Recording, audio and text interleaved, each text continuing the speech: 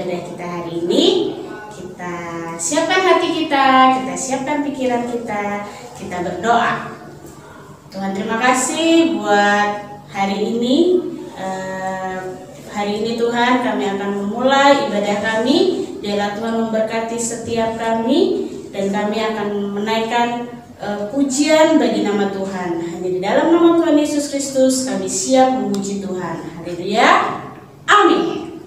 Yuk adik-adik, kita memuji Tuhan dengan penuh sukacita ya. Siap untuk memuji Tuhan?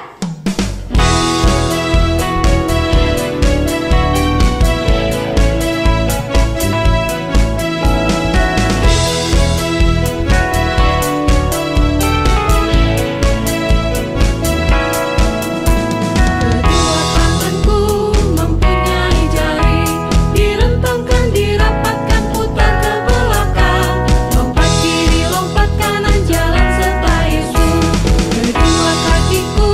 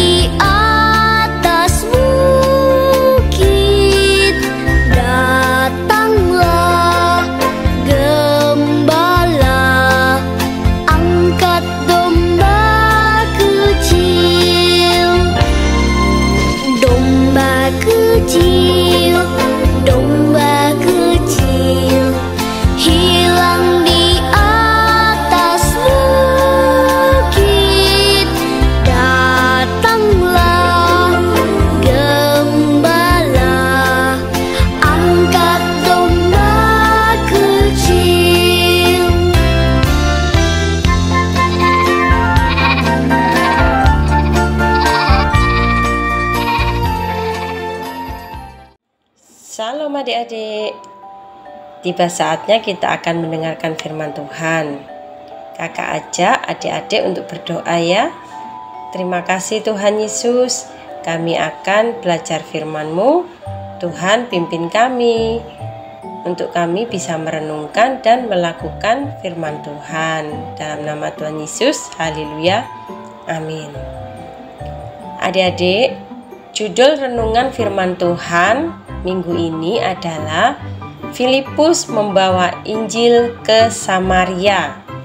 Terdapat di Kisah Para Rasul pasal 8 ayat 4 sampai 25 dan ayat hafalannya di Kisah Para Rasul pasal 1 ayat 8. Kamu akan menerima kuasa kalau Roh Kudus turun ke atas kamu, dan kamu akan menjadi saksiku di Yerusalem dan di Yudea dan Samaria sampai ke ujung bumi.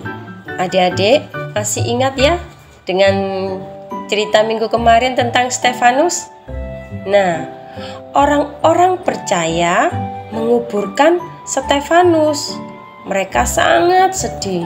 Mereka semua sangat mengasihi dia, tetapi mereka tahu bahwa Stefanus bersama dengan Tuhan Yesus di surga.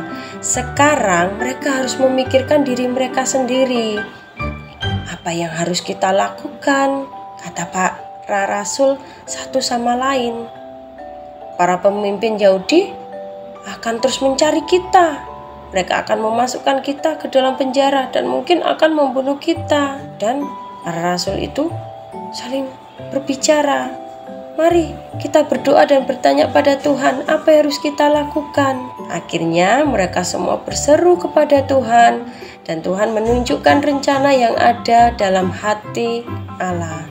Semua orang Kristen yang dapat meninggalkan kota Yerusalem harus segera melakukannya dan pindah ke daerah yang berlainan di negara itu.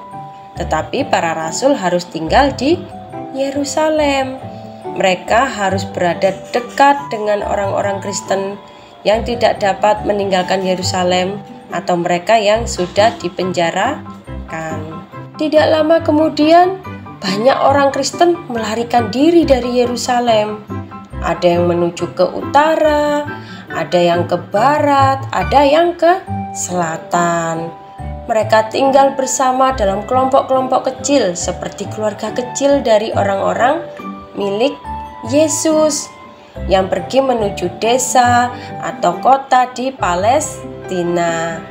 Beberapa bahkan ada yang menuju negara lain. Iman mereka dan kasih mereka pada Tuhan Yesus berkobar dalam hati mereka. Kemanapun mereka pergi, mereka bersaksi tentang Tuhan Yesus. Waktu orang-orang melihat bagaimana orang-orang Kristen saling mengasihi dan mereka bersuka cita walau harus meninggalkan rumahnya. Orang-orang mendengarkan dengan baik apa yang dikatakannya. Banyak di antara mereka yang ingin menjadi orang Kristen. Dengan cara ini, rencana Allah yang indah terpenuhi.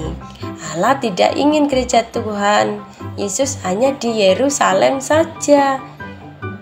Di desa dan kota lain, di mana-mana pun di dunia harus ada kelompok orang yang percaya pada Tuhan Yesus dan menceritakan tentang kabar baik pada orang lain.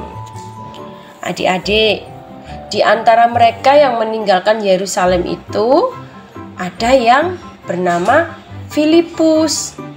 Ia ikut dalam satu rombongan yang berjalan menuju ke Samaria. Zaman dahulu tidak ada orang Yahudi yang mau pergi ke Samaria karena orang Samaria bukan hanya menyembah Allah yang hidup, mereka juga punya banyak Allah-Allah yang lainnya. Tetapi Tuhan Yesus ingin agar orang-orang Samaria mengenal Dia. Ia berkata, "Kamu akan menjadi saksiku di Samaria."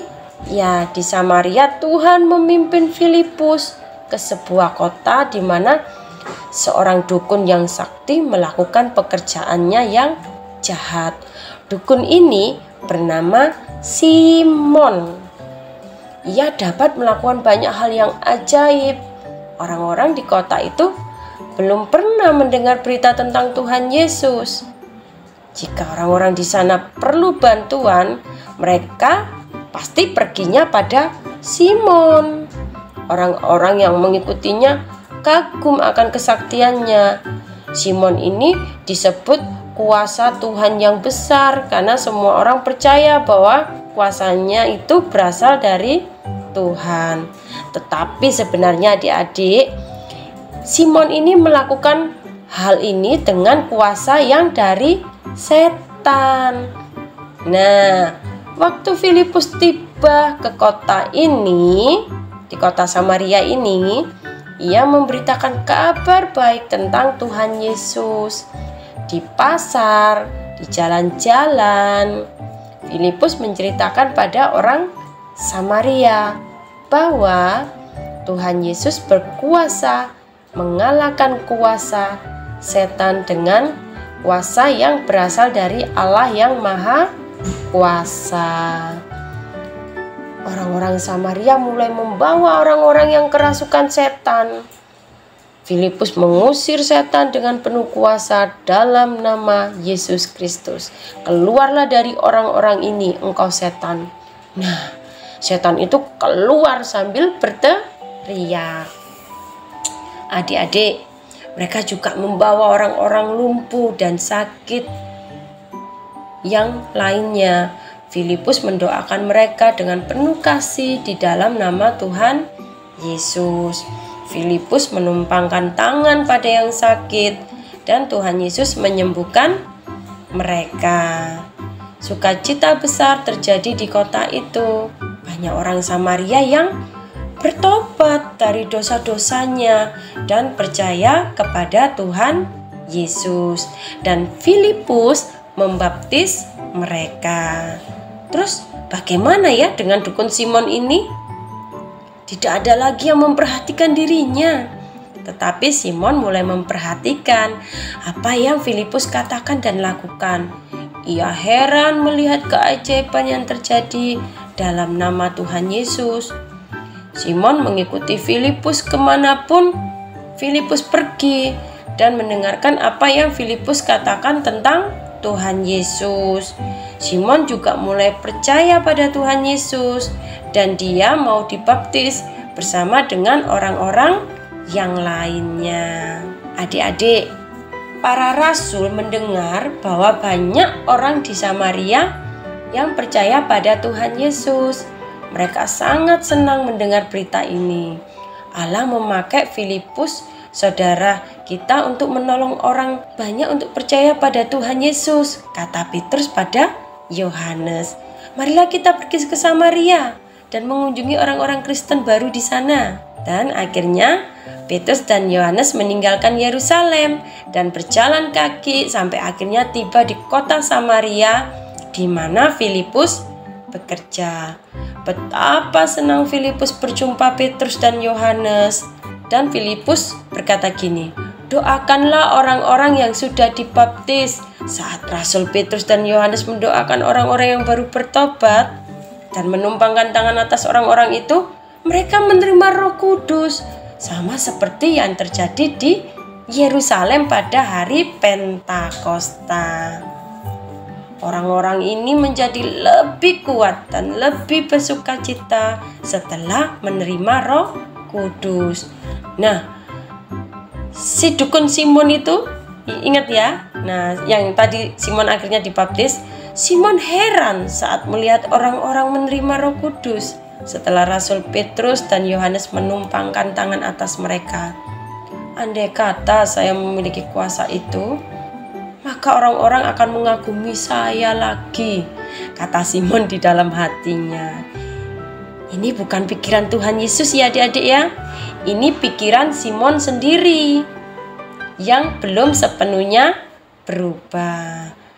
Dan Simon menawarkan uang banyak kepada Petrus dan Yohanes, katanya, "Berilah kepada saya kuasa seperti kamu miliki, maka jika aku menumpangkan tangan atas seseorang, ia boleh menerima Roh Kudus." Yohanes menjawab, "Pergilah dengan uangmu." Dan Petrus berkata dengan keras, "Roh Kudus adalah anugerah Allah yang tidak dapat dibeli dengan uang. Mohonlah pada Allah agar mengubah hatimu, sehingga pikiran jahat yang demikian tidak kembali padamu." Sesudah itu adik-adik, Petrus dan Yohanes kembali ke Yerusalem. Tetapi di perjalanan mereka memberitakan Injil di banyak desa Samaria yang lainnya. Mereka mengingat apa yang Tuhan Yesus katakan pada mereka, "Kamu akan menerima kuasa kalau Roh Kudus turun ke atas kamu, dan kamu akan menjadi saksiku di Yerusalem dan di seluruh Yudea dan Samaria sampai ke ujung bumi." Adik-adik, kakak tanya, apa ya yang akan terjadi jika Filipus dan orang-orang percaya yang lain tidak pergi ke Samaria? Ayo, kira-kira apa yang terjadi? Orang-orang di Samaria akan tetap percaya pada kuasa gelap. Mereka akan terus mencari pertolongan dari orang seperti Simon yang dukun tadi loh adik-adik, yang menerima kuasa dari setan. Nah, orang-orang Samaria tidak akan mengenal damai dan sukacita yang Tuhan Yesus berikan pada mereka yang percaya kepadanya. Adik-adik, Injil harus diberitakan kepada semua orang. Siapa yang harus memberitakannya? Tentu saja semua orang percaya, termasuk kita, kakak dan adik-adik. Walaupun kita masih kecil, saat Roh Kudus turun atas kita, maka hati kita akan dipenuhi oleh belas kasihan kepada orang-orang yang belum mengenal Tuhan Yesus. Dan kita akan dimampukan untuk memberitakan Injil dengan cara yang Tuhan berikan tanpa terbatasi oleh keadaan kita. Yuk semangat ya adik-adik ya, kita memberitakan kabar baik, memberitakan Injil, menceritakan tentang Tuhan Yesus seperti siapa tadi? Filipus. Yuk kakak ajak adik-adik untuk berdoa ya. Terima kasih Tuhan Yesus, tolong kami untuk mempunyai hati yang penuh dengan kasih, keberanian untuk memberitakan firman Tuhan. Pakai kami Tuhan, dalam nama Tuhan Yesus, haleluya, amin. Adik-adik, tetap semangat ya untuk beribadah. Tuhan Yesus memberkati. Dadah.